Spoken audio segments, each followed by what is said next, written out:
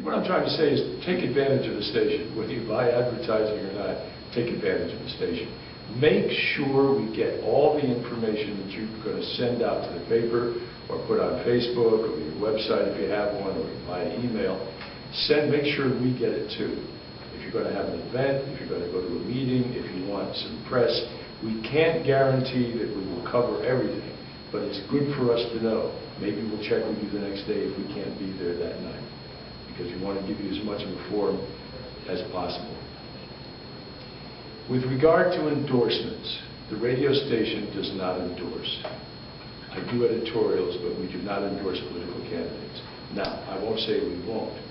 The only time that I would do an endorsement would be if I felt that someone was so grossly unqualified for any number of reasons, or someone was so much more qualified than an opponent, then I might consider doing an endorsement. Bill will tell you, what the leader's policy is on that. Be available. If the newspaper, the radio station, whomever calls you, and you're not available, return the call. If you can, take the call. It's to your better interest. Keep us, as I said, keep us informed of what you're doing. And this is a little philosophy. The best way to win an election is to be smarter than your opponent, to know more than your opponent, to work harder than your opponent. Stick to the issues, and never say no comment, ever. No comment means I did it, I'm guilty, I'm glad I did it, and I'm going to do it again the first chance I get. I just don't want to talk to you about it. So don't do that, because people in the newspaper, the radio, television business really are annoyed with no comment. And you're just doing yourself a true disservice, and the constituents that you want to represent. If you cannot articulate in a 30-second elevator speech why you're running, and if you haven't already been asked, chances are you will be by somebody why you're running, make sure that you can do that. Practice that speech. I am running because, make it 30 seconds. And if you can't do that, if you haven't done it or won't do it, I say get out of the race now, because it's going to be very difficult to get people to like what you're doing. We have what I think is a very sort of systematic approach to covering local political races, and it's served us pretty well over the years. We will give the various races attention based on a number of factors. The number of our readers who are affected by the race is obviously a big factor. So the city races in Gloversville and Johnstown are going to get more coverage than a town and Broad Alden race, for example, or a Fulton County-wide race like the judge race is going to get a lot of attention because many of our readers are, have a stake in that race. We will publish letters to the editor from candidates. We'll publish letters to the editor from campaign supporters of candidates. We will publish letters to the editors from detractors of candidates. The election season gets a little tricky with letters. The closer we get to the election, the harder it is to get them all into the paper because, unfortunately, most people decide to wait until the week before the election to send us a letter, and we just run out of newsprint. We stop publishing political letters at a certain point. Usually it's about 3 days before the election itself. So about 3 days before the primary and about 3 days before the general election, we just sort of put a moratorium on political letters. We do that so that nobody can sort of get a dig in against an opponent at the last minute before that opponent has a chance to respond. Each individual author is welcome to send a letter once a month or once every 30 days.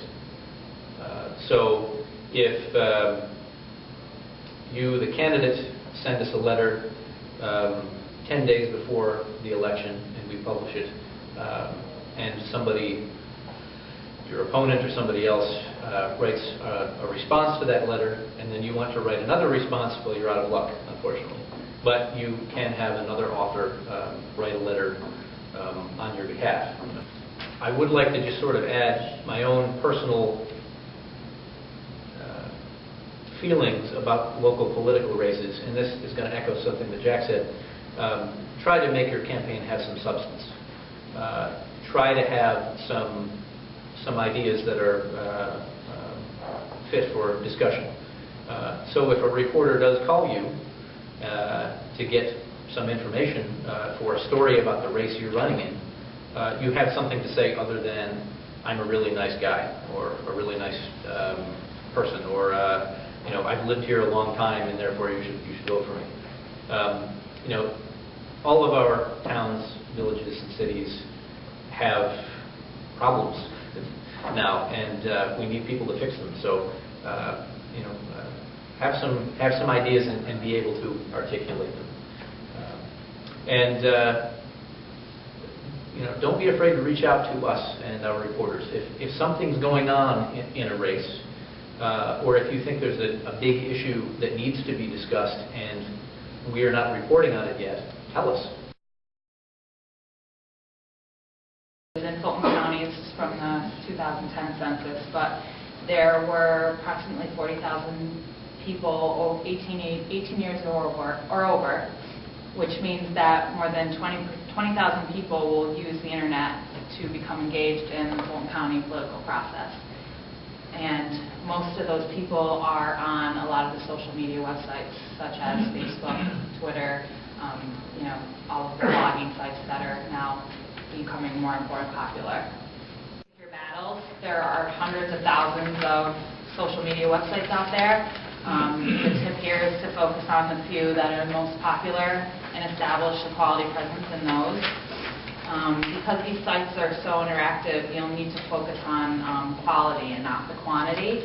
And if you ever use social media websites, you know that it's more of an interaction. So if you have a lot of different sites and you're not really spending any time on any of them, that's not really going to benefit you as much as if you have a few really good ones that you're able to update and spend time on and work with.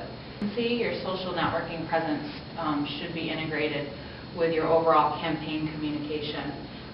That means like your color schemes should match as much as possible, your voice and tone should be consistent, and your campaign message must remain constant across all media. So with newspaper, with radio, if you're sending a certain message, you should convey that same message on your social media sites as well.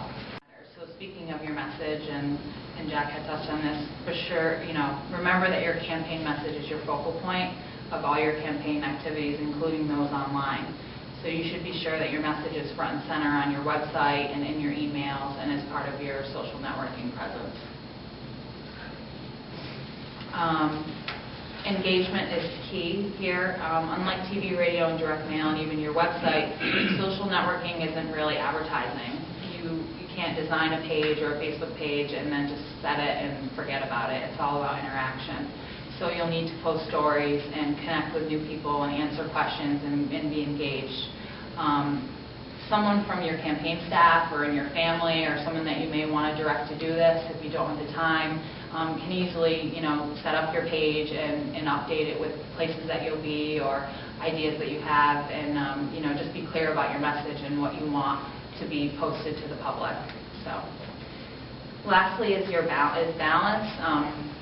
A lot of candidates spend too much time on Twitter or Facebook and neglect like the grassroots efforts, while some of the older school candidates seem not to be bothered with it and think that it's kind of like playing online. But I would avoid both extremes.